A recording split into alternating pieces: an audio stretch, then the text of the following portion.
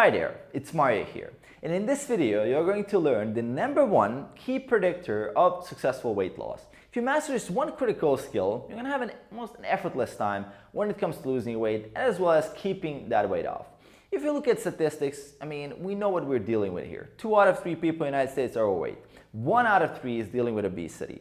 If you look at the success rate of diets, people do manage to lose a couple of percentages of their body weight, end up regaining most of that and even more. So end up in that cycle of yo-yo dieting, so basically lose, regain, eventually lose the motivation to even try.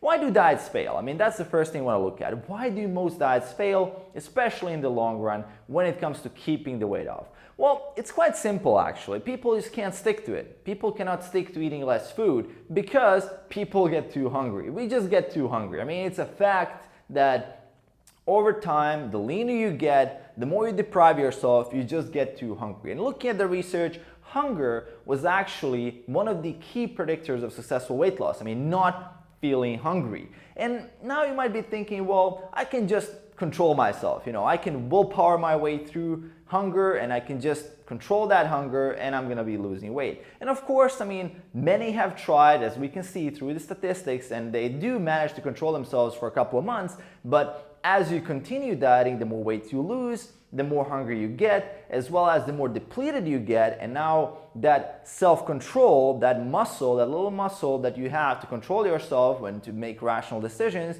is getting more and more fatigued. So over time, you actually deplete that reserve that you have for self-control and end up making impulse decisions, eating a snack here or there, eating more food than you should, and end up regaining weight and in the end blowing the whole diet, and of course regaining most of the weight. So it's a simple fact that we just have to learn how to manage hunger, and it's a skill. It's a skill like any other. That's the first thing I want to point out here, is that managing your hunger levels is a skill. It's not something that is just an on and off switch. It's actually something that you can manage and make really good choices and design your lifestyle and your diet that will allow you to prevent hunger from happening, at least to minimize it to the degree where the weight loss is going to become effortless. Imagine you are not hungry. Imagine now that you ate less food and you don't feel hungry. Imagine you don't feel hunger. How easy would it be to diet? Of course it would be almost effortless. So what can we do to control ourselves? What can we do to manage that hunger in a better way so we don't feel it so much, that will allow us to stick to that healthy lifestyle, to stick to that diet with lower calories? So the #1 thing, I'm going to give you 5 tips here. So the #1 thing is eating a healthy diet 90% of the time made out of whole, healthy, unprocessed foods. So if we switch to that kind of diet, from a diet that is very rich in processed foods, most of us here, if we feel hungry, back in the day, a couple of tens of thousands of years ago, that signal was very useful. You can just go out, you would have to go out and get some food because it's a driver for you to hunt, to seek out food. You would spend calories. Today, if you're hungry, what can you do? Just dial a couple of numbers and bam, there's a 2,000 calorie pizza at your doorstep in 10 minutes. If it doesn't arrive very fast, you get it for free. The cost of you doing that, the energy cost of calories is almost nothing. And if you look at that, it's quite clear why feeling hungry is not a really good idea. So by you basing your diet primarily on whole, healthy, unprocessed foods 90% of the time, with a treat here or there, that's of course, it will happen. It's just the way we live right now in the world we live in.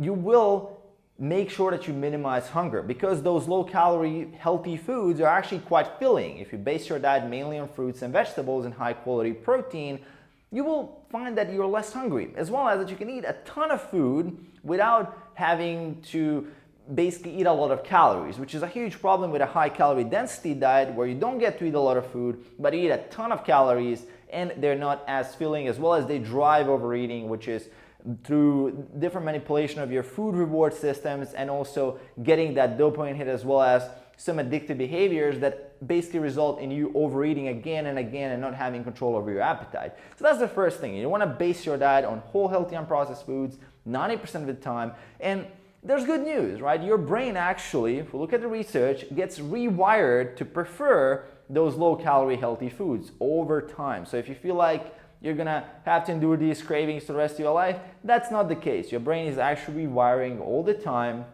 and eventually you don't crave those foods as much. The second key factor here is that you want to become more active.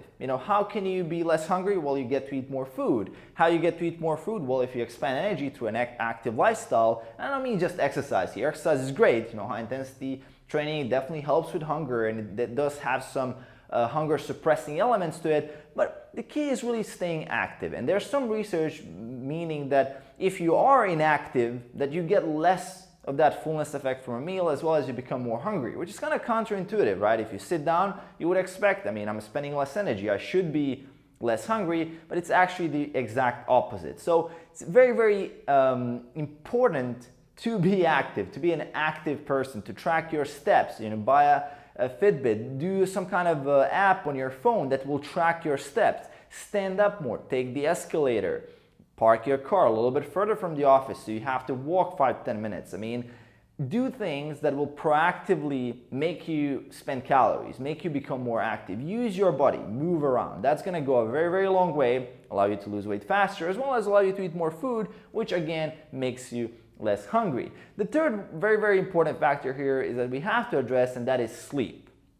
Looking at the research, it's quite clear that if you don't get at least 6 to 8 hours of sleep, you're gonna have a very, very hard time sticking to a diet, because those hunger signals will be amplified, and they're gonna be amplified by a lot, as well as signals of fullness after a meal will be decreased. So not sleeping enough is probably one of the biggest causes of such hunger, as well as stress, which again indirectly leads to hunger. And getting enough sleep is definitely one of the key things you have to do if you want to feel less hungry, as well as, in the end, to lose more weight and keep it off.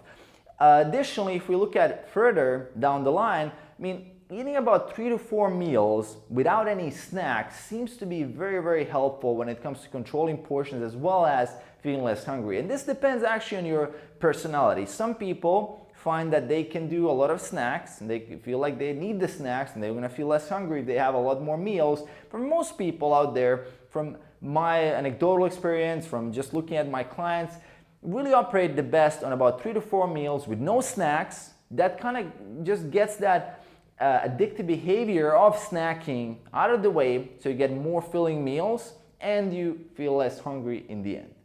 Fifth, final tip, something that I think most of us can use more of, and that is mindful eating. Eating without distractions. And this is quite clear. All the data supports this. If we look at TV and eat at the same time, we're gonna eat more.